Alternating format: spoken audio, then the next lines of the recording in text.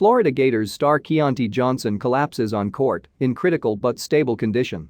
Florida basketball star Keyontae Johnson collapsed early in the game against rival Florida State and is in critical but stable condition at Tallahassee Memorial, according to the school. The Gators were coming out of a timeout Saturday when the cameras cut away from the court and ESPNU broadcasters said Johnson had collapsed. He was given emergency medical attention and taken to the locker room. Before the incident, Johnson had just finished an alley-oop on a pass from Tyree Appleby. He was celebrating with teammates and walking toward the sideline before he collapsed. Florida players were crying and hugging each other during the timeout. Gators coach Mike White put his arms around his players before the game restarted. Both teams seemed rattled. Florida, 3-1, was ahead 11-3 after Johnson's dunk. The 20th-ranked Seminoles, 3-0, scored the next 7 points en route to an 83-71 victory. White did not address the media following the game and will stay in Tallahassee with Johnson while the team will return to Gainesville. After the game, FSU coach Leonard Hamilton said he did not have a conversation with White about whether the game should continue after Johnson collapsed.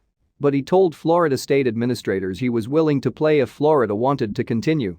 "I told our staff I was going to let them make that decision," Hamilton said. "It was totally up to them and whatever they thought was in the best interest of their team. I told them I would accept it." Hamilton, who did not see Johnson fall, said some of his players were crying and he questioned if they would be able to be effective in the game. The longtime Florida State coach said some players were on their knees praying during the timeout shortly after Johnson collapsed.